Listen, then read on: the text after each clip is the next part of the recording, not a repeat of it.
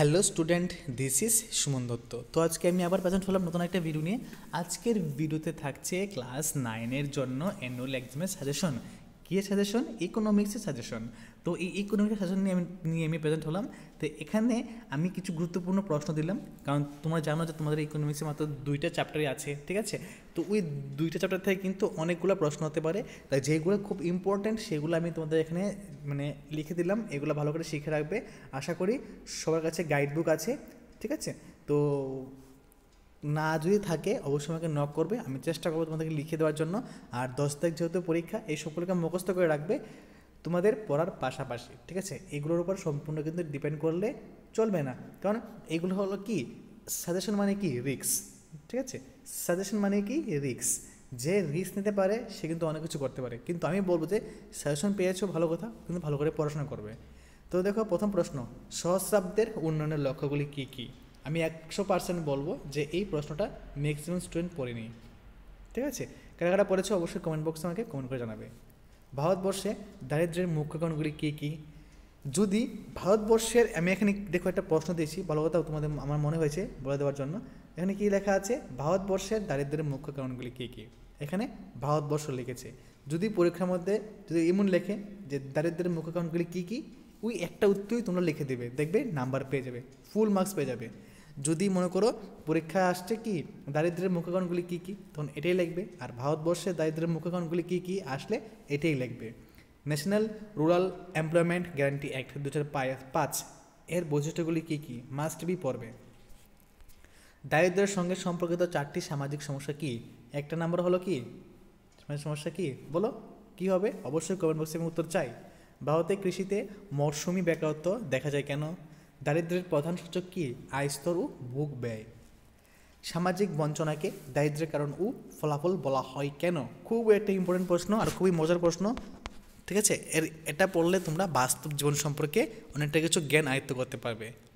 তারপর NSSO এর full form কি? ন্যাশনাল স্যাম্পল সার্ভে অর্গানাইজেশন, ঠিক আছে?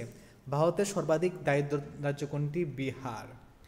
বিশ্ব ব্যাংকের দারিদ্র্যের তালিকায় ভারতের স্থান কত? 3য়। বিশ্ব দারিদ্র্যের 3টি বৈশিষ্ট্য লেখ। PMRY প্রধানমন্ত্রী গ্রামোদয় যোজনা। NREGA এর সূচনা হয় কবে? 2005-এ।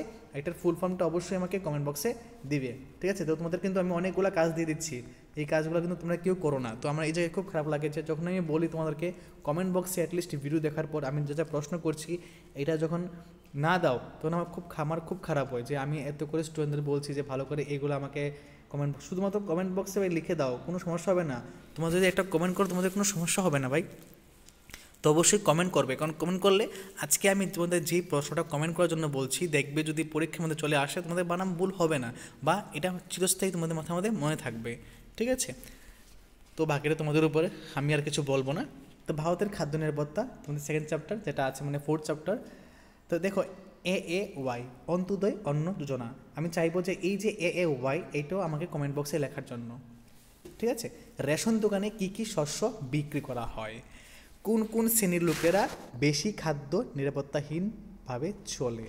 মৌসুমি ও সর্বস্থায়ী ক্ষুধার মধ্যে পার্থক্য লেখো। বাংলার ভয়াবহ দুর্ভিক্ষ ঘটে কবে?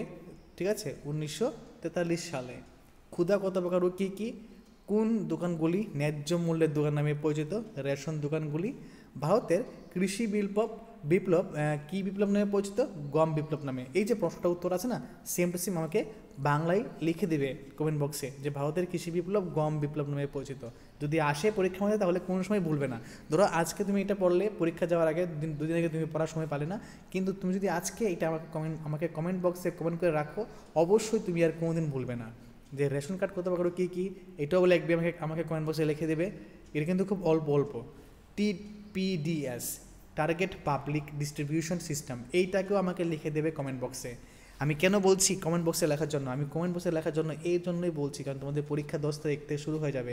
তোমরা অনেকগুলা পড়াশোনা করবে, অনেকগুলা বই নিয়ে পড়াশোনা করবে, ঠিক আছে? বাংলা, ইংলিশ, সায়েন্সের 2টা পার্ট, ফিজিক্স আর কেমিস্ট্রি, তারপর আবার বায়োলজি পড়বে, ঠিক আছে? তো অঙ্ক করবে। তো সেগুলোর উপরে যাতে কোনো চাপ না আসে, আর যেগুলো MCQ আমাদের চিরকাল মনে রাখতে হবে, ঠিক আছে? আজকে তুমি স্টুডেন্ট, ইন ফিউচার তুমি টিচার হবে, স্বাভাবিক টিচার তো তুমি হবে না। তুমিও কারো না কাউকে পড়াবে আমার মতন, আমি যেমন পড়াই তুমিও কারো না কাউকে তুমি পড়াবে। তো সেই হিসেবে বলছি কিছু কিছু জিনিস যদি কমেন্ট বক্সে কমেন্ট করে রাখো অবশ্যই তোমরা মনে থাকবে। অন্নপূর্ণা কর্মসূচি গৃহীত হয় কবে? 2000 খ্রিস্টাব্দে। এটাকেও কমেন্ট বক্সে লিখে দেবে। আরে ভাই দেখে দেখে শুধু লিখবে, আর কোনো সমস্যা নেই, কিন্তু লিখবে মাস্ট বি। এটা তোমাদের কাছে আমার রিকোয়েস্ট, কারণ তোমরা লিখলেই আমি ভাববো যে না তোমরা আমার ভিডিও ভালো করে মনোযোগ সহকারে দেখো। বুর্তুকি বলতে কী বোঝায়? সহায়ক অর্থ। এটাকেও লিখবে কমেন্ট বক্সে, ঠিক আছে? কমেন্ট বক্সটা লিখে ফাটিয়ে দাও, এতভাবে কমেন্ট করো যে যাতে আর কোনো স্পেস না থাকে, কিন্তু তুমি লিখবে শুধু তোমার জন্য, ঠিক আছে? তুমি লিখবে মানে কি? শুধু তোমার জন্য। তুমি লিখেছো মানে কি? তোমার মাথার মধ্যে এটা অ্যাটাচ হয়ে গেছে, ঠিক আছে?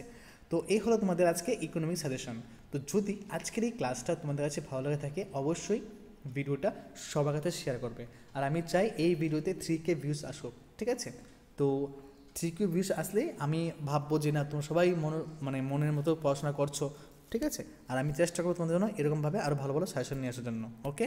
আর খুব শীঘ্রই তোমরা ইংলিশ সাজেশন তো পেয়ে গেছো, তো ইংলিশ সাজেশন থেকে গ্রামারের পার্টটা নিয়ে আসছি, ভালো করে পড়ে নেবে, ঠিক আছে? ওটা যদি পরীক্ষার আগে নিয়ে আসি কোনো সমস্যা নাই, ওকে? তো যারা এখন অবধি প্রথম থেকে লাস্ট অবধি আমার ভিডিও দেখেছো তোমাদেরকে অসংখ্য ধন্যবাদ। আর আমি চেষ্টা করব তোমাদের জন্য লাইভ ভিডিও নিয়ে আসার জন্য। আমি রাত্রে 10টার পর এইগুলো নিয়ে ডিসকাস করব, ঠিক আছে? তো দেখা হচ্ছে একটা গুরুত্বপূর্ণ ভিডিওতে। সবাইকে অসংখ্য ধন্যবাদ।